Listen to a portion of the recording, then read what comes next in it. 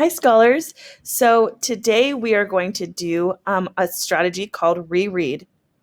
And this is something that we've practiced before in class. And it's when you're not sure, it says when I'm not sure, I can check again. So if I'm reading a story and I'm not sure what it means, or if I don't understand a word, or if I'm stuck on something, I can go back and check again. And then I can say to myself, the second time I read, I noticed this and this and this. So we're going to practice this. We're going to practice this strategy of going through a book, reading it, and then stopping, going, I'm not sure if I remember what happened or if I understand. Let's double check. Okay. Now, our essential question this week, our very, very important question is, what ideas can you suggest to protect the environment? So how we can take care of the environment and what the environment is, which is our planet and where we live, is going to be part of our story. Now, our story today is called Panda Kindergarten by Joanne Ryder and photographs by Dr. Catherine Feng. So it says, one cub is a sight to see. Two panda cubs together is rare. But imagine seeing 16 young giant pandas all at once. Meet a panda kindergarten class at the Wolong Natural Reserve in China, where pandas are protected, loved, and given great care. Each cub is born in a cozy room on a soft bed of straw. A newborn cub is fuzzy and pink. After a few weeks, it starts to look like its black and white mother. Look at his little tongue. So cute.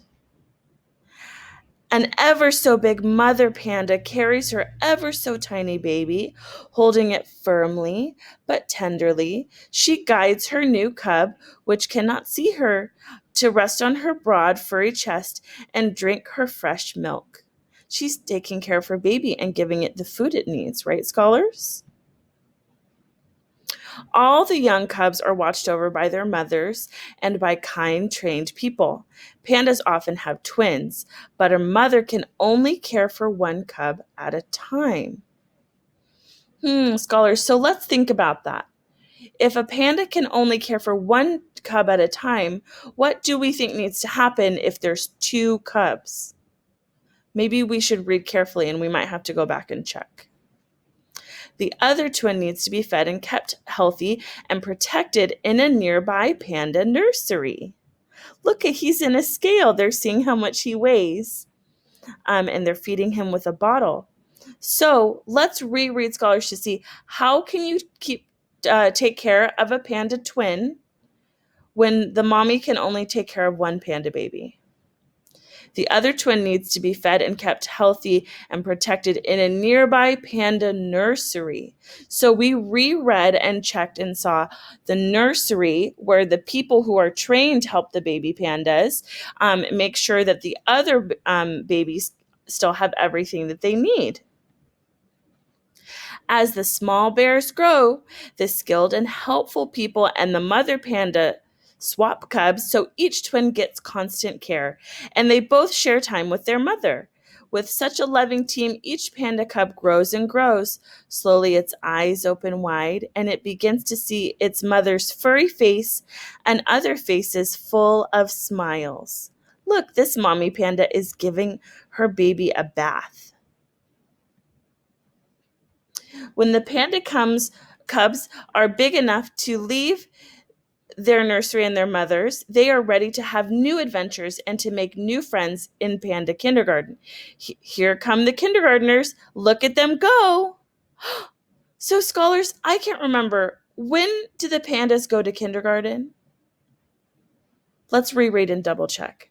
When the panda cubs are big enough to leave the nursery and their mothers, they are ready to have new adventures and make new friends in panda kindergarten.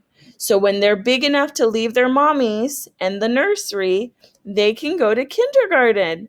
Look at, they're in kindergarten just like you, scholars. The young pandas have their own playground full of places where cubs can swing and climb and play with their new friends. Pandas that play together may learn to be comfortable with each other as cubs and as adults. Look at, they're all playing together as friends. And scholars, do you see their environment? Looks like there's lots of wood and greenery so that they can eat and find bugs and lay out and have some rest and sleep if they need to.